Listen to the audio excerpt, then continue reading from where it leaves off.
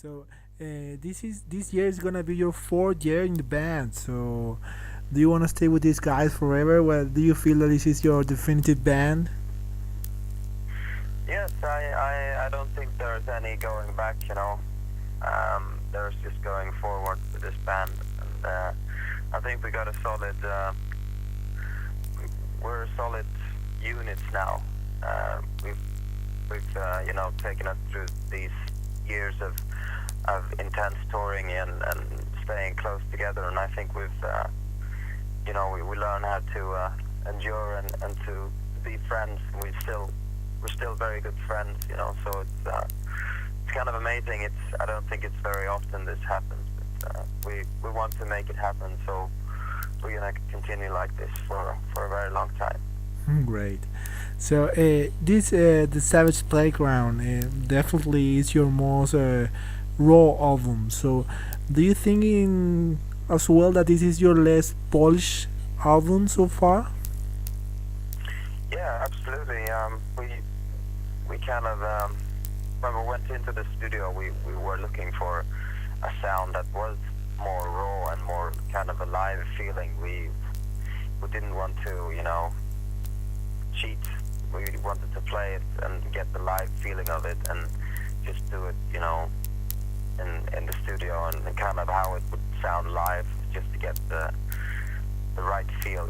We didn't want to overproduce anything. We wanted to keep it real and to keep it raw. Cool. So some people are saying that this album is really good, but not as catchy as Generation Wall. So what do you think about this? Um, I'm not sure. It could be, but I think it's a better album in general. I guess the song Generation Wild is a very catchy song. But we have many catchy songs too, like Anarchy and Cocaine Cowboys. Very catchy tunes. Um, I don't know what to say about it really, but I guess it's up to everybody to decide what they think about it. I think in general we're taking a step further with this album. That represents the album. Okay. So with song titles as Anarchy or Cocaine Cowboys, uh, do you think that controversy is a really big part in bands from this genre? Yes, it has always been, I guess, and it's still, it's just a kind of a feeling of that you want to provocate and you want to raise questions and you want to, just things you can encounter yourself in life and questions that you ask yourself. And you just want to push boundaries and try to make people think about things, and you want to have answers for yourself. It's just provocation of different things. I think it's normal for. I think that's what rock and roll is from the beginning. Just pushing the limits of freedom and trying to find new ways of of expressing yourself and freedom in music and in lifestyle. Okay, so Simon, even that you're called a sleazy glam rock band, there seems to be a lot of punk attitude and in your way of thinking as a band, don't you think?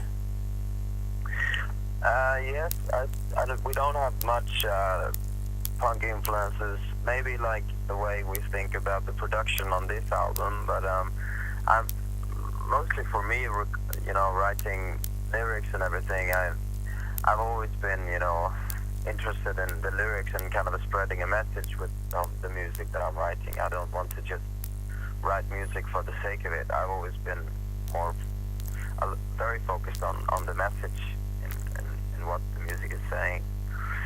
And I think that's an important part of this new lineup. And with me as a singer, I think that sort of brings, and as well with Dave, I think, he was a rock and roll poet, and he was provocating a lot in his lyrics. He had great lyrics too, and it was kind of like new thinking about different parts in life and different views on what's happening in the world, and basically just writing about what we believe and things that we stand for and what we've experienced in our lives. And maybe in some way that's what kind of like the punk movement did. They wrote about things that were happening around them, and you can call it punk, you can call it whatever, but